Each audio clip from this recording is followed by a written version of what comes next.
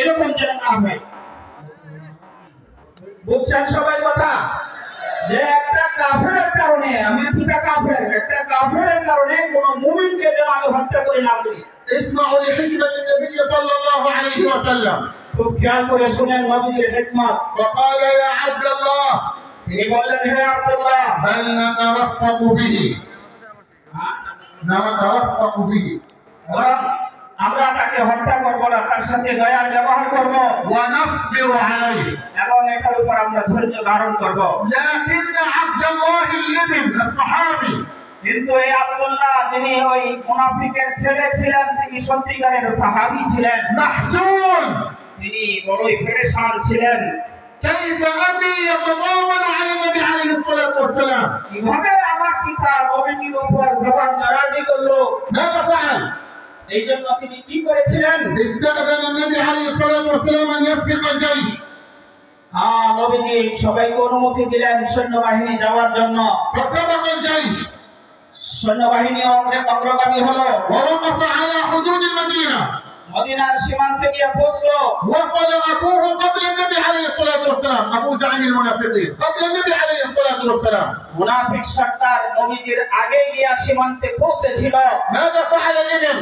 তখন এই ছেলে আব্দুল্লাহ কি করেছিল? الصحابي তিনি সাহাবী ছিলেন, لأنه يعتز بالإسلام، তিনি ইসলামের সম্মান করতেন, لأنه يعتز بالرسول عليه الصلاة والسلام، তিনি রাসূল করিম সাল্লাল্লাহু আলাইহি ওয়াসাল্লামকে সম্মান করতেন, لأنه يعتز بالإيمان والتوحيد. তিনি ঈমান এবং তাওহীদের সম্মান করতেন। ماذا فعل؟ এই ছেলে কি করেছিল?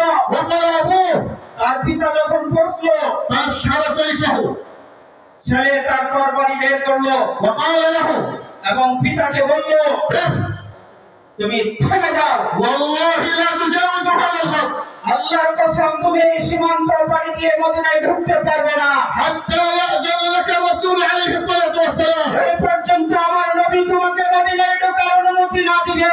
فقال له الأب زعيم المنافقين মুনাফিক সর্দার তার পিতা তখন বলল, ماذا تقول يا عبد الله؟ হে আব্দুল্লাহ, আমার ছেলে তুমি এটা কি বলছো? قال كما قلت لك، ছেলে বলল, আমি যা বলছি তাই, والله لا تجاوز هذا الخط আল্লাহর কসম তুমি এই সীমান্ত অতিক্রম করতে পারবে না حتى يأذن لك النبي عليه الصلاة والسلام. এই পর্যন্ত নবীজি তোমাকে অনুমতি না দিবে। فوقف ذليلا লাঞ্ছিত হয়ে পিতা সেখানে অপেক্ষা করলো, مهانا. সে অপদস্থ হয়ে অপেক্ষা করলো। وصل النبي عليه الصلاة والسلام، এমনকি নবীজি আয়েশা পৌঁছলেন। جاء إليه زعيم المنافقين তখন নবীজির কাছে ওই মুনাফিক সর্দার আসলো। قال له وقص له ما فعل ابنه. আয়েশা ছেলের বিষয়টি ওই নবীজির সামনে উপস্থাপন করলো। فقال صلى الله عليه وسلم তখন নবীজি বললেন بأدب আদবের সাথে, وأخلاق আখলাকের সাথে, وحكمة হিকমতের সাথে, إذن له يا عبد